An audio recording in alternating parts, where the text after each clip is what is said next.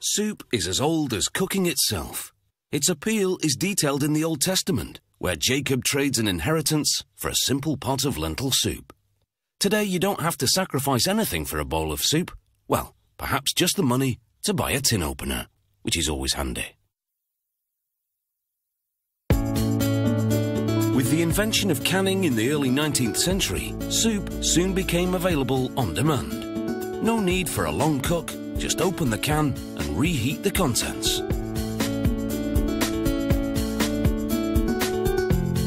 To manufacture lentil soup, they first make a soup base.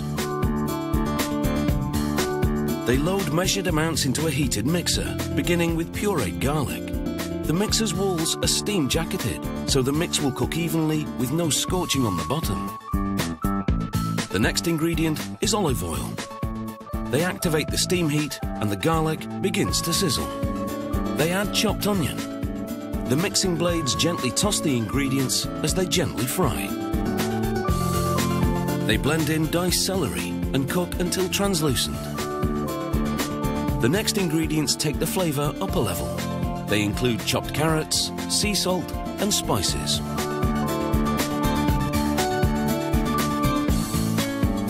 Balsamic vinegar adds a sweet tartness to this lentil soup base. They open a tap and filtered water pours in. As the soup begins to simmer, they add crushed and diced tomatoes. The final ingredient for this robust lentil soup base is spinach.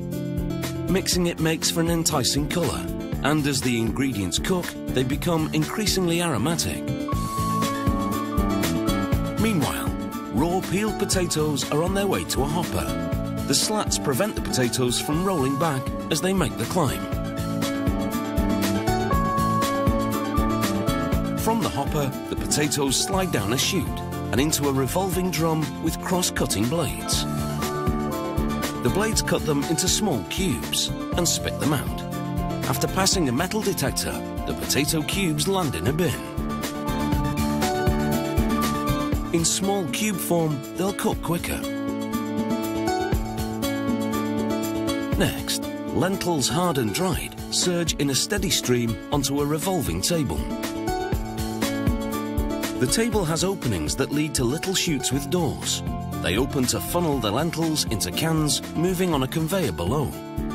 This ensures that a specific amount is fed into the cans. Partially cooked green beans and the raw potato cubes now flow onto a second revolving table. The cans with the lentils have now moved into position below. The vegetables fall through the holes and into the cans. The cans with mostly uncooked ingredients now head towards a piston filler. It pipes the steaming hot vegetable soup base directly from the kettle mixer into the cans.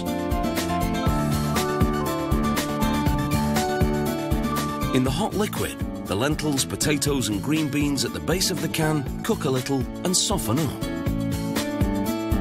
Sensors detect the approach of the cans and cue up the lids. The lids drop one by one onto the cans below. A device then interlocks the rims of the cans and the lids for a hermetic seal. The cans move into another lane, then travel past an X-ray machine. It scans the soup inside for metal contaminants, like stray bolts or screws. If the images are clear, the cans of soup move on to a giant pressure cooker. Here the contents cook for about half an hour. Pressure cooking simulates the effect of a long simmer in a fraction of the time. The soup then cools for 10 minutes. It's now thoroughly cooked and preserved. Now on their sides with glue applied, the cans of lentil soup get their labels. They produce over 15,000 cans of lentil soup an hour at this factory. That's 105,000 cans in one shift. Now that is what I call soup on a biblical scale.